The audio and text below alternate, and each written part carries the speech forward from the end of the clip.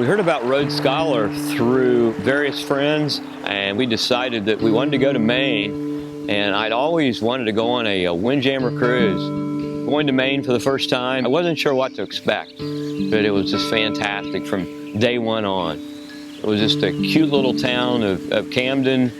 Everything just kind of exceeded my expectations. My name is Tom Dole from Howard, Ohio.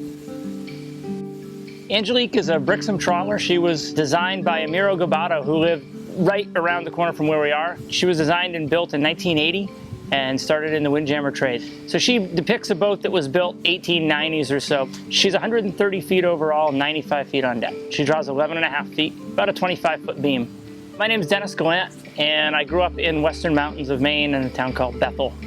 I've been sailing professionally for 20 years this year, and I've been sailing on Angelique since 1996. Been the captain since May of this year. First day boarding, we were greeted by the crew and passengers. We arrived and were welcomed, and I took a picture of it before we got on. It's beautiful sitting there in the harbor.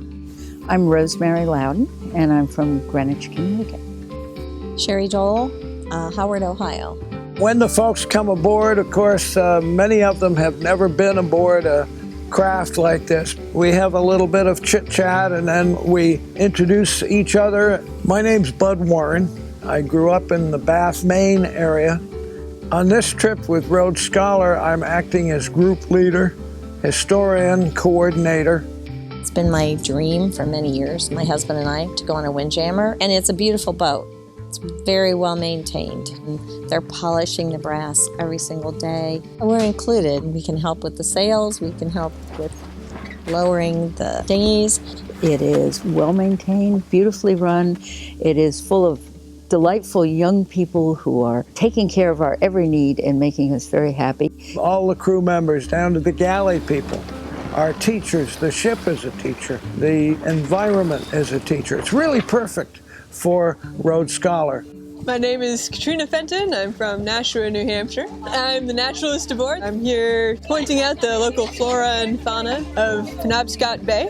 I do lectures, deck talks now and then as we pass interesting places. The first day we got to Fort Point in Stockton Springs, Maine, visiting an island with a little bit of history and a lot of unusual plants and things like that. The group leader, Bud Warren, was just so interesting. He answered questions and put it in layman's terms. On the second day, we had our lobster bake on Pond Island. We're on Pond Island and rowboated over and having a lobster bake here on the island. My name is Sandy. I'm currently living in Dallas-Fort Worth. And my name is Sandy. Imagine that. And I live in Lake George. Met in first grade, and we have stuck together through the years. About to have some s'mores any minute. You wanted to eat 12 lobsters. They were available, let me tell you. They're amazing. Great lobster, great s'mores, camaraderie, everything. It was just super. Chef Hoppy and his assistant Ruth Ann were just tremendous. Breakfast, lunch, for dinner, we did not have one bad meal. I do appreciate the fine food that they've prepared for us. Tough thing to do on a moving ship like this. My name is Pete, and I'm from Western Massachusetts. The food on board was top-notch. My name is James Hoppy. I am the chef here aboard the Windjammer Angelique. Cooking on a ship is very interesting. It's not always level. Soup is rolling from one side of the stove to the other. I get up in the morning about 4:30 and light the stove. It's got 2 tacks, 2 stovepipes. As we're sailing, when the wind is coming from our windward side, we will close that tack and keep the other one open so that the air pressure doesn't force it back into the stove. Rhodes Scholar participants always have an inquisitive nature. They're always wanting to learn. I always get more questions about the galley. I'll actually sit down with them and share recipes because that's what they're here to do. They're here to learn. It's a little different than our normal passenger group. They really get involved in sail handling and driving the boat. They have the historian and naturalist on board. It adds to their education over the course of the trip. Upriver, we got to the town of Castine. We went ashore in Castine, which is a very historic port. This whole area was owned by the British until after the Revolutionary War. We see our job as uncovering the layers of the onion for this area. The people who come on trips like this are not seeking a standard kind of cruise. It's intimate, it's deep, it's meaningful.